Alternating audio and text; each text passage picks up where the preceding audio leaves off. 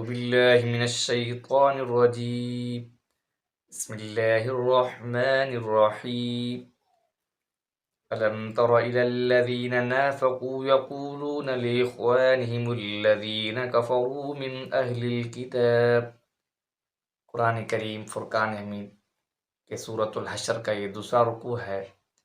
اس سے قبل اللہ تبارک و تعالیٰ نے قبیلہ بنو نذیر کے جلاوطنی کا ذکر کیا، اور اس صورت کے اندر اللہ تبارک و تعالیٰ نے منافقین کا ذکر کیا ہے کہ جب پیغمبر کریم صلی اللہ علیہ وسلم اور ان کی جماعت نے قبیلہ بنو نذیر کا محاصرہ کیا، وہ قلعے کے اندر محصور ہو گئے۔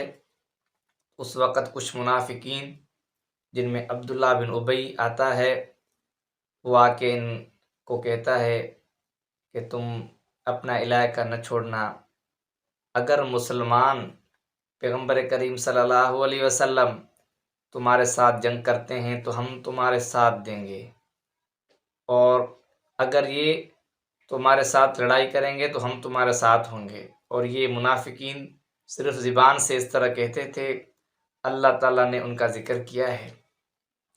الم تر الی الذین نافقوا، اے پیغمبر آپ نے دیکھا ان لوگوں کو جو منافق ہوئے ہیں کہ زبان کے اندر اور دل ان کا ایک ساتھ نہیں تھے، زبان کے اندر کچھ اور تھے، دل کے اندر کچھ اور تھے۔ یہی منافقت ہے کہ انسان کی زبان اور دل ایک ساتھ نہ ہو۔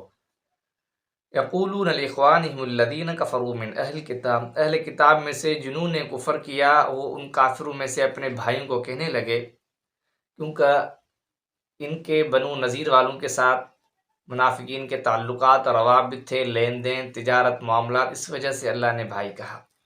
لئن اخرجتم لنخرجن معکم، اگر تمہیں نکالا جائے گا اپنی جائیداد سے، اپنی زمین سے، اپنے علاقے سے، تو لنخرجن معکم، ہم تمہارے ساتھ ضرور بضرور نکلیں گے۔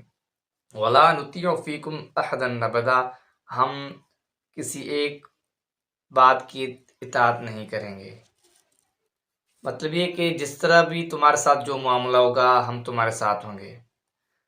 وَإِن قُوتِلْتُمْ، اگر تمہارے ساتھ لڑائی کی گئی، جنگ کی گئی، لَنَنصُرَنَّكُمْ، تو ہم ضرور بضرور تمہاری مدد کریں گے۔ وَاللَّهُ يَشْهَدُ إِنَّهُمْ لَكَاذِبُونَ، اللہ تعالیٰ گواہی دیتے ہیں، إِنَّهُمْ لَكَاذِبُونَ، یہ لوگ جھوٹے ہیں، یہ سچے نہیں ہیں ان کے ساتھ، یہ صرف زبان سے اس طرح کہہ رہے ہیں اور حقیقت میں ان کے ساتھ سچے نہیں ہیں۔ آگے اللہ تعالیٰ خود وضاحت کر رہے، لَئِنْ أُخْرِجُوا لَا يَخْرُجُونَ مَعَهُمْ، اگر ان کو حکم دیا گیا نکلنے کا، اگر ان کو اپنے علاقے سے نکال دیا گیا، لا يخرجونہم، تو یہ لوگ ان کے ساتھ نہیں جائیں گے۔ وَلَئِن قُوتِلُوا، اگر ان کے ساتھ جنگ کی جائے، لا ينصرونہم، تو منافقین ان قبیلہ نذیر والوں کی مدد نہیں کریں گے۔ وَلَئِن نَصَرُوہم لَيُوَلُّنَّ الْأَدْبَارَ، اور یہ مدد کس طرح کریں گے؟ لَيُوَلُّنَّ الْأَدْبَارَ، پشت پھیر کر بھاگ جائیں گے، یہ ان کی مدد ہوگی۔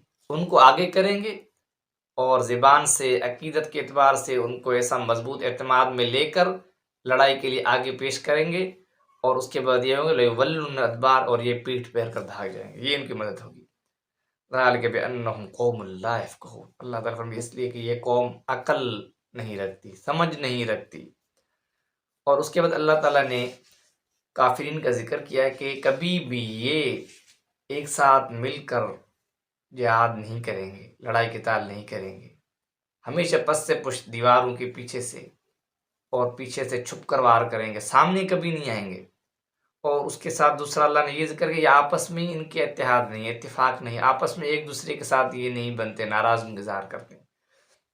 لا يقاتلونکم جميعا الا فی قرى محصنة او من وراء جدر، یہ تمہارے ساتھ ایک ساتھ مل کر جہاد نہیں کریں گے، قتال نہیں کریں گے، الا مگر فی قرى محصنة، محفوظ بستیوں کے اندر، او من وراء، یا دیواروں کے پیچھے، درختوں کے پیچھے، جبلوں کے پیچھے، پہاڑوں کے پیچھے، اس طرح کسی کی آڑ لے کر لڑیں گے، سامنے کبھی نہیں آئیں گے، کھل کر نہیں لڑیں گے۔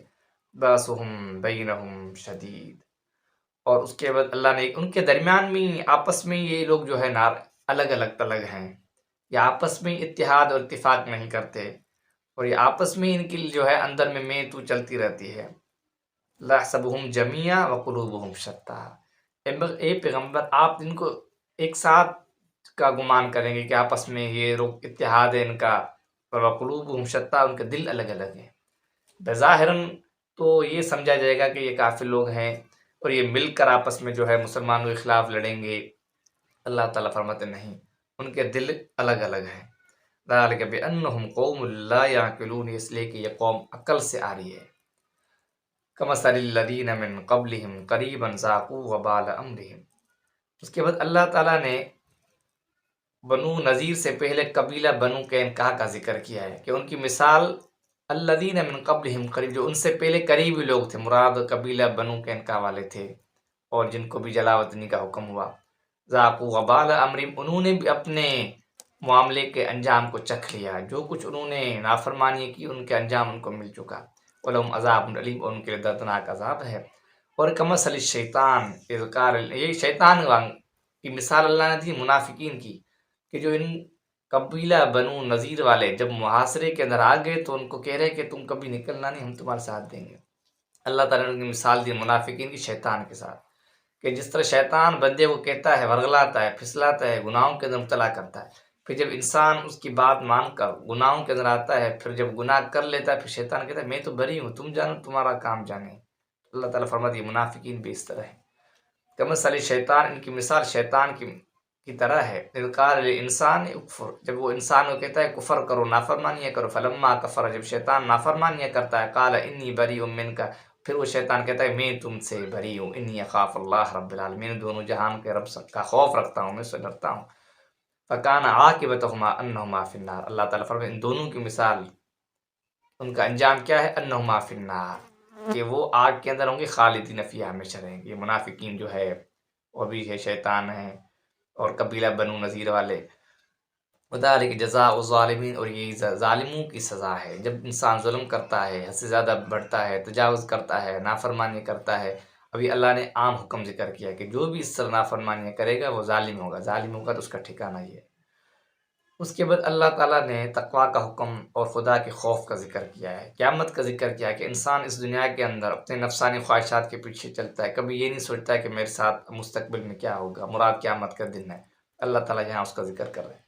یا ایھا الذین آمنوا، اے ایمان والو، اتقوا اللہ، اللہ سے ڈرو، اللہ کا خوف کرو، ولتنظر نفس ما قدمت لغد، تم نے ہر ایک کا جی، ہر ایک کا نفس اور فکر کرے، دیکھے، اپنے نفس کا محاسبہ کرے، ما قدمت لغد، اس نے کل کے لیے کیا بھیجا ہے۔ کل کا دن جیسے یقینی ہے تو اس طرح قیامت بھی یقینی ہے۔ جب قیامت یقینی ہے تو اللہ نے اس کے لیے غد کا لفظ استعمال کیا ہے، کہ کل کے بارے میں سوچئے کہ میں اس دنیا کے اندر، دنیا کے دلدل میں پھنسا ہوں، اپنی مادیت کے پیچھے، نفسانی خواہشات کے پیچھے لگا ہوں، اللہ کے احکام سے باری ہوں، مخالفت کرتا ہوں، تو اس نے آگے کیا یہ کبھی محاسبہ کرے۔ ہم جس طرح سال بھر کے اندر کھیتی باڑی کا، اپنی مزدوریوں کا، تجارت کا، زمین کا، دکانداری کا حساب کرتے ہیں، یہ انسان اپنے نفس کا محاسبہ کرے کہ میں نے کیا کیا ہے، کیا کرتا ہوں، اور جو ہے میں نے کتنے اعمال کیے، کتنے گناہ کیے، اس کی بھی غور فکر کرے۔ واتقوا اللہ، اور اللہ سے ڈرو، ان اللہ خبیر بما تعملون، یقین اللہ کی ذات جو کچھ تم کرتے ہو اس کی خبر رکھنے والا ہے۔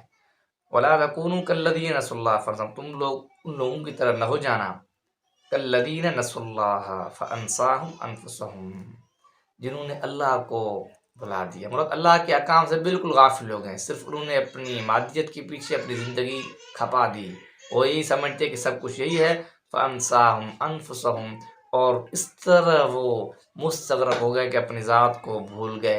اولئک هم الفاسقون، یہی لوگ نافرمان ہیں۔ اس کے بعد اللہ نے انجام کا ذکر کیا ہے، لا یستوی اصحاب النار واصحاب الجنہ، جنت والے اور جہنم والے برابر نہیں ہو سکتے، اصحاب الجنت هم الفائزون، جو جنت والے ہیں وہ کامیاب ہیں۔ اس کے بعد اللہ نے قرآن ذکر کیا، یہ پیغمبر کریم صلی اللہ علیہ وسلم پر نازل ہوا اور امت کے لیے نازل ہوا۔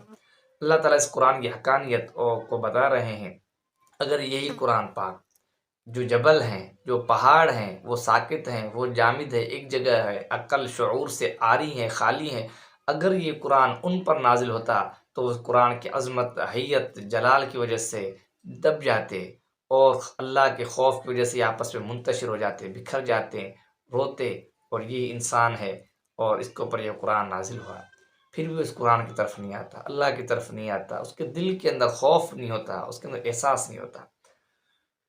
لو انزلنا حاضر القرآن، اگر یہ قرآن ہم نازل کرتے کسی جبل پر، لرأیتہ، اے پیغمبر آپ دیکھتے ہیں، خاشین، وہ خشوع کرتا، مصدعا من خشیت اللہ، اور اللہ کی خشیت سے، خوف سے ریزہ ریزہ ہو جاتا، وتلک الامثال نضربها للناس، یہی مثال ہم لوگوں کے لیے بیان کرتے تاکہ وہ غور فکر کرتے ہیں۔ یہ قرآن معمولی چیز نہیں ہے، مقدس عظمت پاکیزہ کتاب ہے، اور اس کے اندر انسان کی زندگی کے تمام مراحل لکھے ہوئے ہیں۔ جو بندہ اس کو صرف ترجمے سے پڑھے، اس کے دل کے اندر ایک قسم کی روحانیت ہوگی، کشش ہوگی، خدا خوف ہوگا، مسلسل یوں دھیرے دھیرے پڑھتا رہے گا تو اس کا دل جو ہے گناہوں سے پاک ہو جائے گا۔ اس کے بعد اللہ نے اپنے اوصاف اور اپنی تعریفیں ذکر کی۔ اللہ الذی لا الہ الا، اللہ کی ذات وہ ہے جو عالم الغیب، جو غیب کا جاننے والا۔ غیب کا علم صرف اللہ کے پاس ہے اور کسی کے پاس نہیں۔ جس طرح آج کل دیکھتے ہیں لوگ غیبوں کے علم کے بارے میں بتاتے ہیں کہ یہ کیا ہونے والا ہے، مستقبل میں کیا ہونے والا ہے، کسی کے ہاتھ کی لکیر کو دیکھ کر اس کو بتاتے ہیں کہ تمہارا مستقبل کیا ہے، غیب کی خبریں بتاتے ہیں، یہ جھوٹ ہے۔ والشہاد، اور حاضر، جو چیز حاضر ہیں وہ بھی اللہ کو معلوم ہے، اور جو غائب ہے، جو آگے آنے والی ہے، ہونے والی ہے، وہ بھی اللہ کو معلوم۔ والرحمن الرحیم، اور وہی رحمان ہے اور رحیم، رحم دل ذات ہے۔ واللہ الذی لا الہ، اللہ کی ذات کیا، الملک، وہ بادشاہ ہے، القدوس، اور پاک ہے، تمام چیزوں سے منزہ ہے، السلام، سلامتی والا، المومن، امن والا ہے، المہیمن، نگرانی کرنے والا ہے، العزیز، زبردست ہے، الجبار، اور جو دباؤ ڈالنے والا، المتکبر، اور جو عظمت والا ہے۔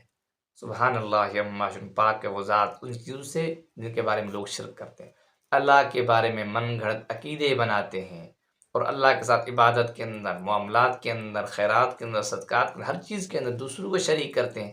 اللہ تعالیٰ ان چیزوں سے پاک ہیں جن چیزوں میں یہ لوگ اللہ کو شریک ٹھہراتے ہیں۔ اللہ کی ذات کے الخالق، پیدا کرنے والی ہے، دنیا کے اندر کتنے حیوانات ہیں، مخلوقات ہیں، اللہ نے پیدا کی۔ الباری، اور بنانے والا ہے۔ المصور، اور تصویر کھینچنے والا ہے۔ ہر انسان کی تصویر دوسرے انسان سے مختلف، پھر جانور دیکھیں نا، حیوانات دیکھیں، چرند دیکھیں، پرند دیکھیں، یہ اللہ نے بنائے، ہر ایک کے ڈیزائن، طور طریقہ سب کا الگ الگ ہے۔ لہ الاسماء الحسنی، اس کے لیے بھلے بھلے نام ہیں، اچھے اچھے نام ہیں۔ یسبح لہ ما فی السماوات والارض، جو کچھ آسمان میں ہے، جو کچھ زمین میں ہے، اللہ تعالیٰ کی تسبیح ذکر کرتی ہیں۔ اب یہ تو آسمان اور زمین کے درمیان میں جو مخلوق ہے، ایک مخلوق ہو جو آسمان میں، ایک مخلوق ہو جو زیر زمین ہے، ایک مخلوق ہو جو سمندر کے پانیوں کے اندر ہے، ایک وہ مخلوق ہے جو ہواؤں کے اندر، تمام مخلوقات اللہ کی تسبیح بیان کرتی ہے۔ صرف انسان ہے جو غفلت کی زندگی بسر کر رہا ہے، اللہ کی طرف نہیں آتا۔ وہ العزیز الحکیم، وہ زبردست اور حکمت والا ہے۔ مفسرین لکھتے ہیں قرآن کریم کی یہ آخری 3 آیت ہیں، جو شخص اعوذ باللہ السمیع العلیم من الشیطان الرجیم پڑھ کر یہ دعا، یہ آخری جو 3 آیتیں ہیں جس پہ اللہ نے اپنے اوصاف ذکر کی ہیں، یہ پڑھ کر رات کو سو جائے، 70,000 فرشتے اس کے لیے دعائیں کرتے ہیں۔ تو ہمیں معمول بنانا چاہیے